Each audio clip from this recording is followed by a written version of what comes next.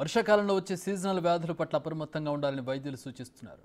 స్టెప్టోకాకస్ అనే బ్యాక్టీరియా వ్యాపించే అవకాశం ఉన్నందున సీనియర్ సిటిజన్స్, డయాబెటిక్ పేషెంట్లు జాగ్రత్తలు వహించాలని చెబుతున్నారు. జపాన్లో స్టెప్టోకాకస్ ప్రాణాంతక బ్యాక్టీరియా వేగంగా వ్యాప్తి చెందుతోందని, ఇది మనిషి శరీరంలోకి చేరిన వెంటనే అవయవాల్లోని కణజాలాన్ని నాశనం చేస్తూ రోజుల వ్యవధిలోనే ప్రాణాలను హరిస్తుందని చెబుతున్నారు. చర్మంపై దురదలు రావడం, కాళ్ల నొప్పులు, కాళ్లపై నీటి బుడగలు వంటి నమూనాలతో పాటు చర్మం నల్లటి రంగులోకి మారుతుందని, అలాంటి లక్షణాలు ఉన్నవారు జాగ్రత్తగా ఉండాలంటున్నారు.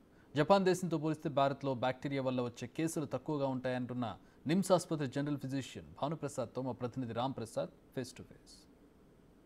ప్రపంచవ్యాప్తంగా సీజనల్ వ్యాధుల ప్రభావం అయితే కొనసాగుతూ ఉంది. ముఖ్యంగా మనం చూసినట్లయితే ఇటు హైదరాబాద్లో కానీ భారతదేశంలో కానీ ఈ వర్షాకాలం మొదలవగానే చాలా రకాలైనటువంటి బ్యాక్టీరియాలు వస్తుంటాయి. కానీ ఇదే క్రమంలో మనం జపాన్లో ఇటీవల కాలంలో స్టెప్టోకాకస్ అనేటువంటి ఒక బ్యాక్టీరియా అయితే కొంత ప్రభావితం చేస్తుంది. అక్కడ ప్రజలు కేవలం 48 గంటల వ్యవధిలోనే చనిపోతారన్నటువంటి ఒక వార్తలు అయితే చక్కర్లు కొడతా ఉన్నాయి. దీనికి సంబంధించి మనతో మాట్లాడడానికి ఇప్పుడు నిమ్స్లో అయితే ప్రత్యేక వైద్యులు ఉన్నారు. మాట్లాడే ప్రయత్నం చేద్దాం. సార్ చెప్పండి, స్టెప్టోకాకస్ అనేది ప్రస్తుతం జపాన్లో విజృంభిస్తూ ఉంది. ఇక్కడ మనకు ఆంధ్రాలో కానీ తెలంగాణలో, ఇండియాలో కూడా దీని ప్రభావం ఉంటుందని చెప్తున్నారు. ఏ విధంగా ఉండే అవకాశం? గ్రూప్ ఏ స్టెప్టోకాకస్ అనే బ్యాక్టీరియా వల్ల ఇన్ఫెక్షన్ వస్తుంది. వ్యాధి నిరోధక శక్తి తక్కువ ఉన్న వాళ్ళు, వయసు పైబడి షుగర్ కంట్రోల్ లేని వాళ్ళకి ర్యాపిడ్గా తీవ్రంగా స్ప్రెడ్ అయిపోయి మల్టిపుల్ ఆర్గాన్స్ని డ్యామేజ్ చేసే స్టేజ్కి వెళ్తుంది. దానివల్లే చనిపోయే అవకాశాలు ఎక్కువ ఉంటాయి 48 గంటల్లో. ముందుగా గుర్తించడం, ఎంత త్వరగా గుర్తిస్తే అంత త్వరగా దాని ట్రీట్మెంట్ ఇచ్చి కాపాడగలిగే స్టేజ్ ఉంటుంది. జపాన్లో ఈ మధ్య కోవిడ్ టైంలో ఉన్న మాస్క్ నిబంధనలు తీసుకేయటం వల్ల ర్యాపిడ్గా ఈ సంవత్సరంలో స్ప్రెడ్ అయింది. మన దగ్గర కూడా అరకొరగా కేసులు వస్తుంటాయి, కానీ అంత ఎక్కువగా లేవు. ముందుగా గుర్తించడానికి స్కిన్ ఇన్ఫెక్షన్, అంటే కాళ్ళు చేతుల మీద ఇన్ఫెక్షన్ వచ్చినప్పుడు అది తీవ్రమైన పెయిన్, నొప్పి రావటం, దాంతోపాటు వాపు, బ్లిస్టర్స్ ఫామ్ అవటం, నలుపు రంగు మారిపోవటం, దాని తర్వాత multiple organs, heart, liver, lung అలాంటివి కూడా ఎఫెక్ట్ అయితే ఇది స్ప్రెడ్ అయిపోయి ప్రాణాంతకం అయ్యే ఛాన్సెస్ ఉంటాయి.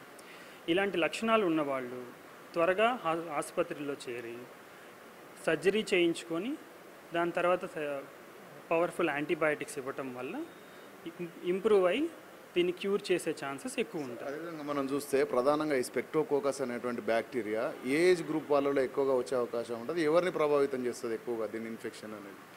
జనరల్గా 50 ఇయర్స్ దాటిన వాళ్ళకి, లేకపోతే మందు అలవాటు ఎక్కువ ఉండి వ్యాధి నిరోధక శక్తి వీక్ అయిన వాళ్ళకి, షుగర్స్ కంట్రోల్లో లేని వాళ్ళకి వచ్చే ఛాన్సెస్ ఎక్కువ ఉంటాయి. అదేవిధంగా మనం చూస్తే సార్, ఈ బ్యాక్టీరియా వల్ల మనిషికి సంబంధించి ఈ బ్యాక్టీరియా ఎప్పుడైతే ఎంటర్ అవుతుందో మిగతా అవయవాల మీద కూడా ప్రభావం చూపిస్తుంది. ఏ అవయవాల మీద ప్రభావం చూపిస్తుంది, ఏ విధంగా ఉంటుంది దాని ప్రభావం? ఫస్ట్ ఎఫెక్ట్ అయిన చోట ఇన్ఫెక్షన్ ఫామ్ అయ్యి ఉన్న కండరాలన్నిటినీ డ్యామేజ్ చేస్తుంది. అక్కడి నుంచి లోకల్గా స్ప్రెడ్ అయ్యి టాక్సిన్ రిలీజ్ అవుతుంది.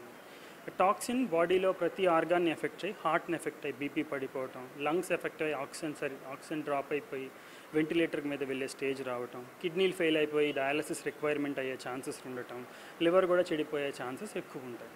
అంటే ప్రధానంగా ఈ యొక్క స్టెప్టోకాకస్ అనేది మనకు డయాబెటిక్ పేషెంట్స్లో ఎక్కువ వస్తుందంటారు. వాళ్ళు ఎలాంటి జాగ్రత్తలు తీసుకోవాల్సిన అవసరం ఉంటుంది?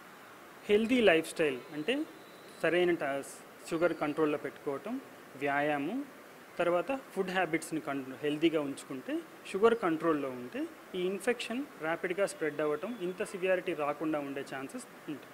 అంటే మనం ప్రస్తుతం చూస్తున్నాం సార్, జపాన్లో అయితే దీని ప్రభావం ఎక్కువగా ఉంది కదా, ఇక్కడ ప్రజలు దాని గురించి ఏమైనా భయాందోళన చెందాల్సి ఉంటుందా, లేదంటే కొంత జాగ్రత్తలు ఎలాంటి జాగ్రత్తలు తీసుకోవాల్సి ఉంటుంది సార్? ముఖ్యంగా ఇది ఒక పర్సన్ నుంచి ఇంకొక పర్సన్కి స్ప్రెడ్ అయ్యేలాగా కాదు. అది ఒక వ్యాధి సోకిన వ్యక్తి నుంచి కామన్గా అయితే వేరే వాళ్ళకి రాదు. ఇంకొక వ్యక్తి వ్యాధి నిరోధక శక్తి బాగా తక్కువ ఉన్న వాళ్ళకి మాత్రమే, ఆ రిస్క్ ఎక్కువ ఉన్న వాళ్ళకి మాత్రమే ఇది ఇన్ఫెక్షన్ వస్తుంది.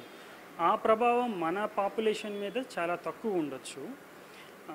మనం హెల్దీ లైఫ్ స్టైల్ మెయింటైన్ చేసుకుంటూ ఇమ్యూనిటీని బూస్ట్ చేసుకునే ప్రికాషన్స్ తీసుకుంటే ఇన్ఫెక్షన్స్ రాకుండా కంట్రోల్ చేసుకోవచ్చు. Thank you sir.